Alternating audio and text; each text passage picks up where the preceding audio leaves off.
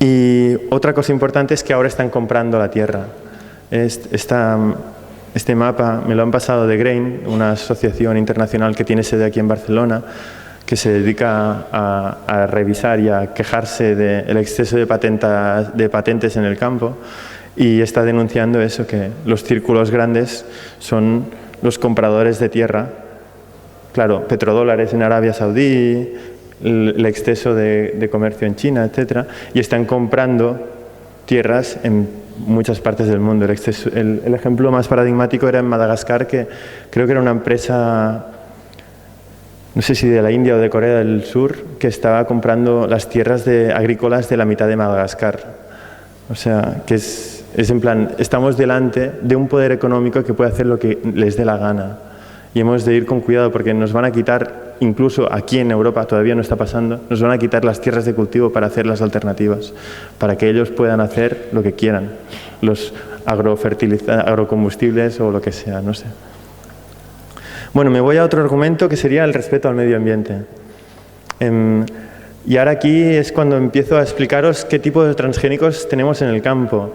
No sé si supongo que la mayor parte de vosotros sois conscientes de qué tipos de transgénicos hay. He hablado de dos, de soja y maíz, y básicamente son los principales que nos afectan a nosotros. Hay también algunas otras variedades, sería el tabaco, bueno, ya se está perdiendo el tabaco de transgénico, sería la remolacha, que está creciendo mucho en Estados Unidos, sería el algodón, que en el vídeo El Mundo según Monsanto explica el impacto que está teniendo el algodón en la India. Y bueno, la historia es que no hay más todavía. O sea, no se están comercializando más transgénicos que estos que les he dicho. Sí que existe algún arroz, sí que existe algún maíz, pero que esté a niveles importantes o que nos llegue a nosotros, no hay más. De hecho, comerciales aquí en Europa solo estarían el maíz, la soja, el algodón, que seguramente será también en aceites vegetales la semilla, pero sobre todo es a nivel de ropa, y la colza creo que también estaba. O sea que actualmente no tenemos mucha variedad de transgénicos. Por eso el título de la conferencia original es Una amenaza en expansión, y es que ahora mismo tenemos la capacidad de pararlo. Si no lo paramos ahora, nos pondrán todos los que faltan. Y es por eso que es importante una concienciación rápida y que los gobernantes sean conscientes de lo que tenemos antes de que los transgénicos estén en todas partes.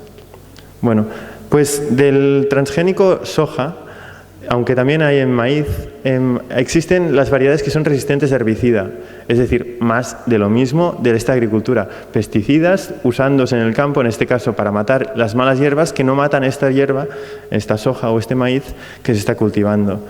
Aquí en Europa todavía no se puede plantar el maíz resistente a herbicida, pero están a punto de aprobarlo, o sea que se necesita presión ciudadana. Tenéis que dar apoyo a las entidades que están luchando contra los transgénicos, ya sea Amigos de la Tierra, Greenpeace, lo que sea, para que éstas tengan más poderes para luchar contra los transgénicos a nivel de los lobbies políticos. Bueno, en el caso de la soja resistente a herbicida, está causando unos graves impactos en América Latina, hasta el punto de que recientemente hemos tenido una pequeña victoria judicial que prohibía el uso de herbicida cerca de las ciudades de América Latina, cerca de los poblados de América Latina, porque hasta ahora se estaba tirando y estaba ocasionando impactos sobre la sociedad, que está aumentando muchísimas enfermedades relacionadas con el glifosato, el herbicida que se está relacionado con la soja transgénica. Aquí he puesto un par de libros y un documental, Hambre de soja, que recomiendo. Vale.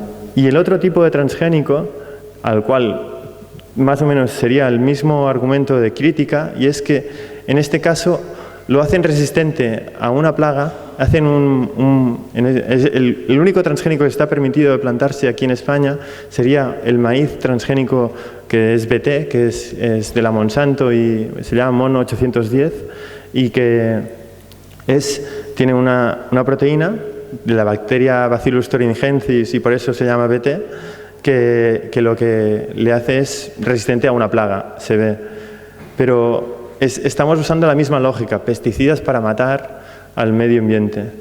En este caso dicen, no, pero es una toxina, es natural y así, incluso, bueno, que se puede usar de forma tradicional en la agricultura ecológica. Sí, pero no es lo mismo un pesticida de forma preventiva, que lo pones en la planta, que lo está produciendo continuamente y que además tiene algunos efectos sobre el medio ambiente no deseados, que unos polvos que los tiran un momento en el campo y solo cuando tienes la necesidad y además en otras condiciones, que sería en un caso la proteína BT activa dentro de la planta y el otro caso en la agricultura ecológica que tiran polvos de esa bacteria natural en plan aprovechando que ya existe, pues la estoy, como quien dice, aumentando su concentración en un sitio donde lo necesito.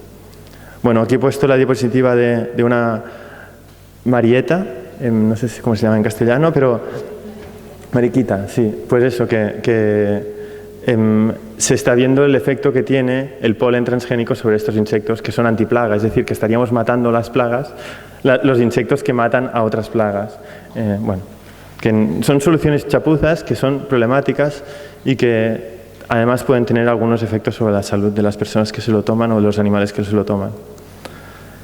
Y aquí lo que quiero comentaros es que los transgénicos aquí a nivel de la legislación europea se consideran como si fueran una especie nueva a añadir. Es decir, cuando la Monsanto quiere aprobar su maíz transgénico resistente a herbicida, las autoridades dicen, a ver, aquí no estamos plantando esa especie de maíz, ni esa especie de planta y por tanto demuéstrame que esa especie es comestible, que no tiene ningún problema por el medio ambiente, etcétera, etcétera, etcétera. Es decir, le está exigiendo a esa empresa que demuestre que ese bicho, esa especie, esa planta que no existe en Europa no tendrá ningún problema. Es decir, se considera como una especie totalmente distinta. Aunque ellos dicen que solo cambian un gen, pero las autoridades son conscientes de que ese cambio puede ser tan grande como si fuera una especie distinta. Y es como se tratan. Es decir, estamos tratando los transgénicos, y yo creo que es correcto en este sentido, que como si fueran especies distintas. No es un maíz nuevo, es otra especie. Lo que pasa es que está disfrazada de maíz.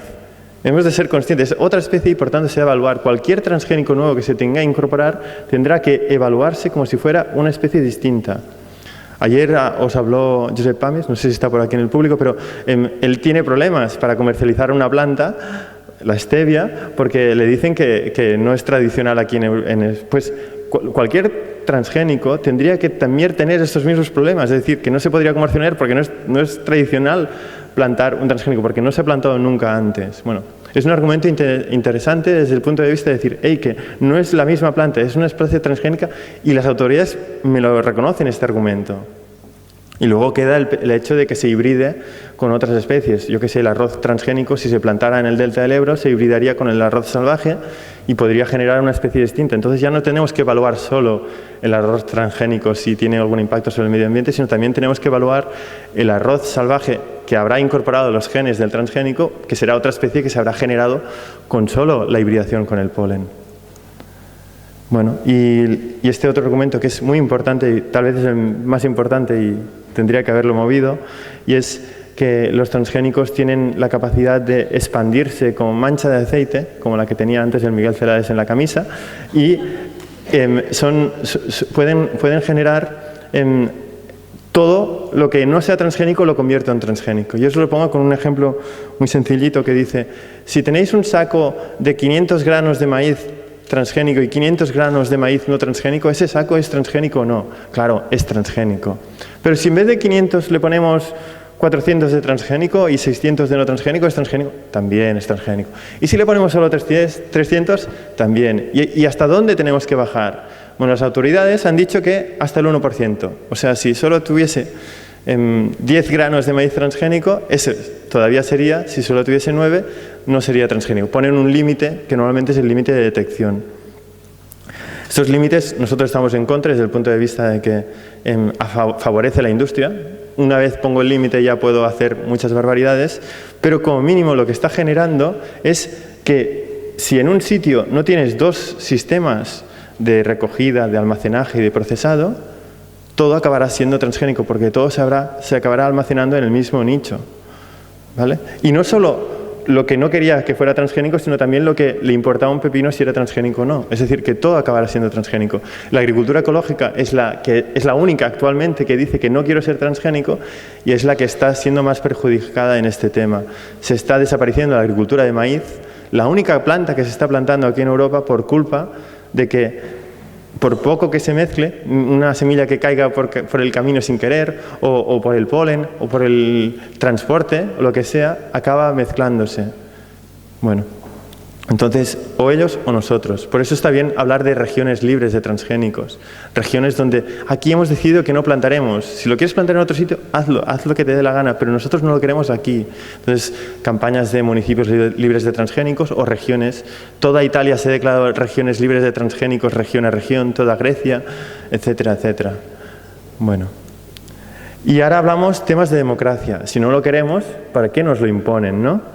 Y fijaros una cosa, es que existe una ley de etiquetaje que dice que los transgénicos se han de etiquetar allí donde esté a nivel del usuario, ¿no? El consumidor, si tiene un producto y puede tener transgénicos, lo tiene que saber. Esta ley es perfecta y lo que pasa es que, por un lado, no sabemos si se está cumpliendo muy bien, de hecho sabemos que no se está cumpliendo muy bien, pero bueno, como mínimo tenemos la ley y podemos ir insistiendo. Y por el otro lado es que los productores que han decidido, de alimentos envasados, que han decidido no usar transgénicos, pues han retirado los transgénicos del mercado. Y como las grandes empresas, el gran monopolio, quiere igualmente hacer este transgénico porque es el poder que necesitan, pues lo están metiendo en un sitio donde los consumidores no lo puedan rechazar. Y ese sitio es en los piensos, en la comida de los animales, que luego nos comeremos ya sea su leche, sus huevos o su carne. Que idealmente sea poca y idealmente sea ecológica, pero nos lo están metiendo allí. Los piensos ecológicos en principio no tendrían que tener transgénicos, aunque muchas veces se detecta contaminación. Y eso es un problema para los productores de animales ecológicos, porque se les complica su comercialización posterior. O sea que no es culpa suya, sino que es culpa de que está contaminado por algún momento en la cadena alimentaria. Bueno, pues resulta que tenemos eso, que tenemos un problema de que si mañana etiquetasen la carne, la leche y los huevos, si han tenido consumo transgénico o no, pues toda estaría etiquetada como transgénica. Vaya, consumidores, no podríamos escoger. Nos dejarían el derecho a escoger lo malo o lo malo. Vaya. Entonces, tenemos que empezar a hacer una campaña de hormiguita, de pedir a los carniceros, oye, a ver si le puedes preguntar si el pienso era transgénico o no, y al final se lo acabarán pensando. Y estaríamos ayudando muchísimo a América Latina a no usar tanto herbicida en sus campos. O sea que es interesante este tema. Un argumento importante es que si estuviésemos etiquetando la carne libre de transgénicos, estaríamos generando un producto de calidad. Y eso sería importante a nivel de que tenemos crisis, o sea que cualquier innovación en este sentido es bienvenida. Bueno, he dicho